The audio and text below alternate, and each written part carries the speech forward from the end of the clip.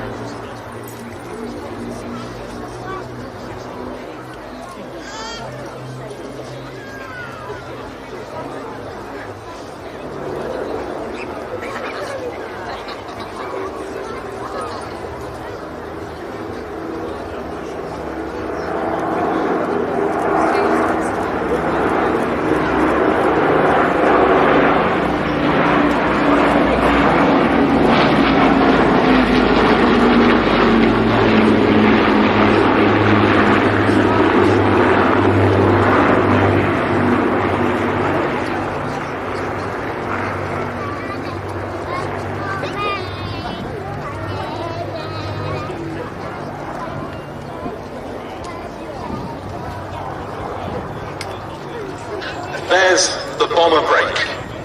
What a sound, as well as what a sight. 4 Wright Cyclones on the B-17, 4 Rolls-Royce Merlins on the Lancaster, and what a tribute to both of those operations that keep these aircraft flying. We're able to see them together. And we're now going to see a much loved American bomber, Sally B, going through its solo paces.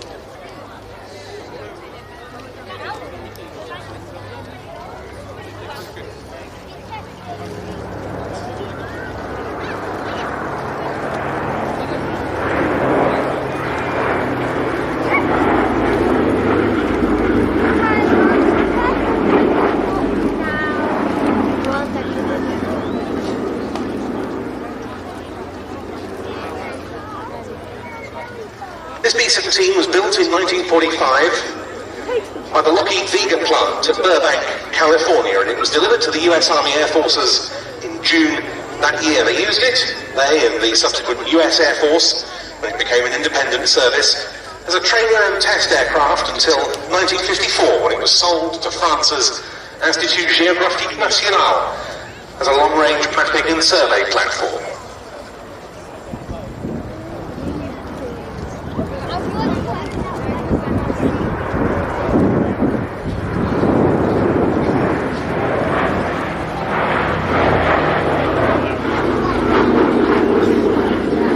It stayed in service with the IGN in France till the mid-1970s, when it was bought by a company called Euroworld and arrived in the UK in 1975. It very rapidly took up residence here at Duxford, and it's been based here in the operation of B-17 preservation ever since.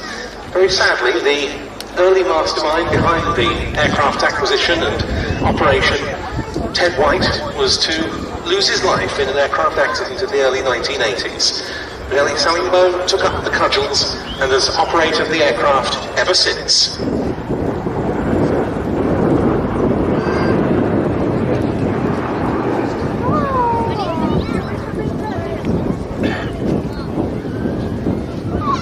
And it operates very specifically as a flying memorial to all the US airmen who were killed in the European theatre between 1942 and 45. The 8th Air Force flying B-17s and B-24s indeed from bases in East Anglia suffered almost half of the US Army Air Force's casualties of the entire war.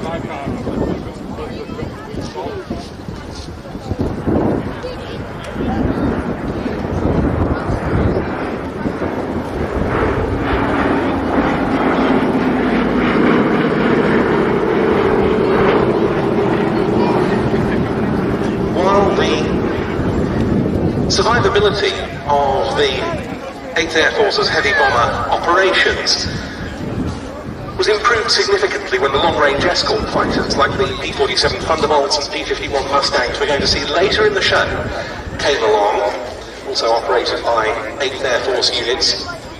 Conditions for B-17 and B-24 crews were still exceptionally tough.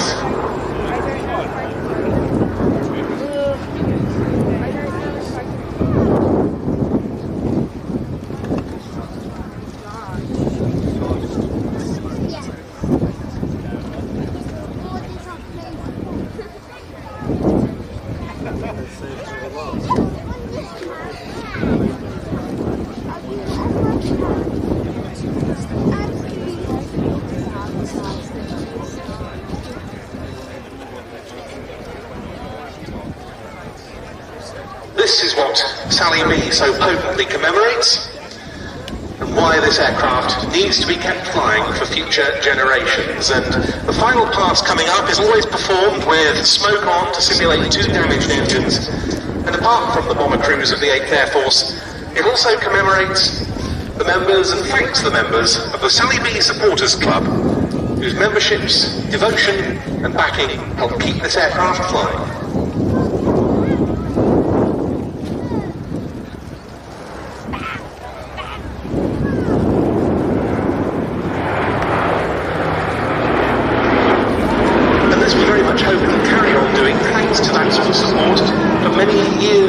Next year, as I say, a big year for this aeroplane. Its 50th anniversary year on the Airshow circuit, and of course next year is also the 80th anniversary of the end of World War II, and no doubt Sally B will take part in many of those commemorations, as it has done now for nearly half a century.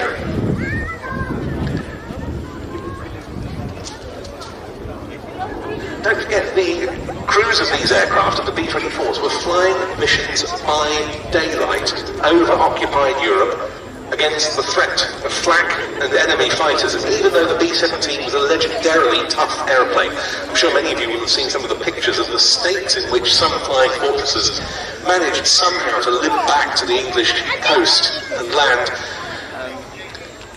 Nonetheless, their losses were very high indeed.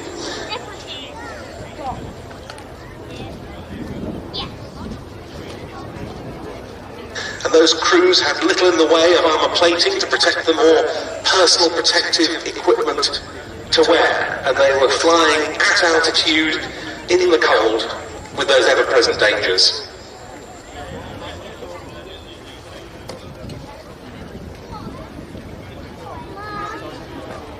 It's difficult at this distance to really imagine what it must have been like in these parts during the latter part of the Second World War, when hundreds of these aircraft operated from bases across East Anglia, crisscrossing the skies in enormous formations. But thanks to this aeroplane, Sally B, we're provided with something of a reflection on that period of World War II in the European theatre.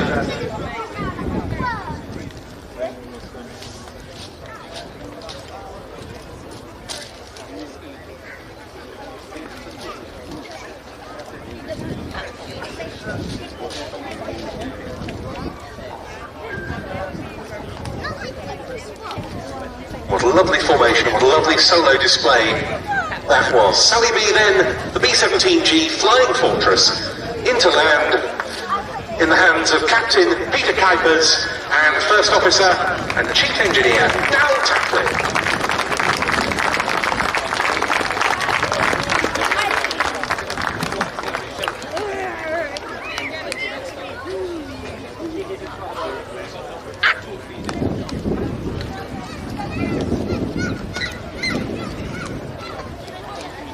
Don't forget, incidentally, the Sally B stand with the flags flying in front of where the aircraft will be parking up remains open for the rest of the day, so you can join the supporters club here today, become one of its many thousands of members worldwide.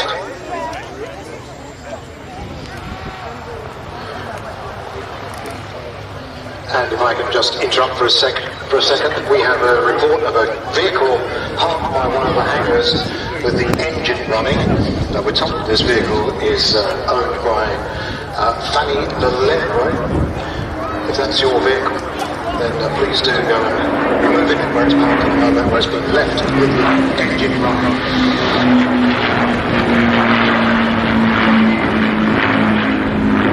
But now, in Fritz solo display, the Royal Air Force Battle of Britain Memorial Flight, the IATA Lancaster.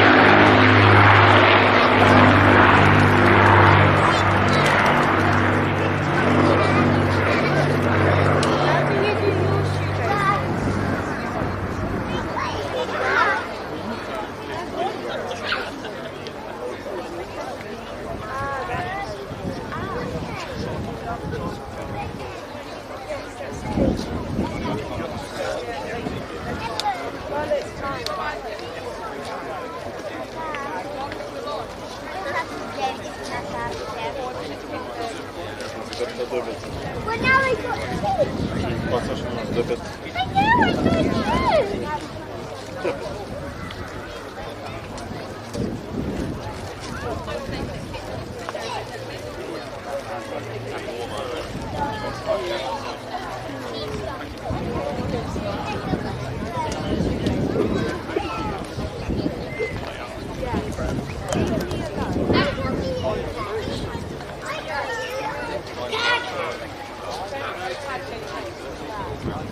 I know, I don't know.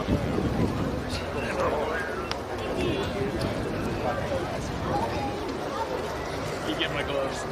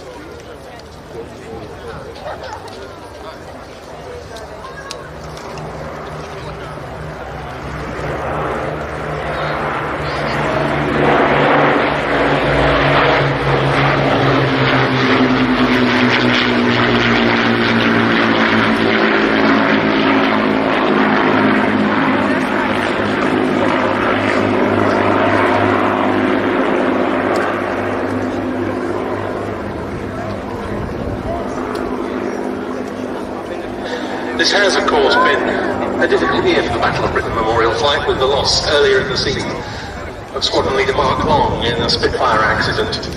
I think it's added an extra degree of poignancy to the appearances that they've made in the second half of the year, with the Avro Lancaster, as we've just seen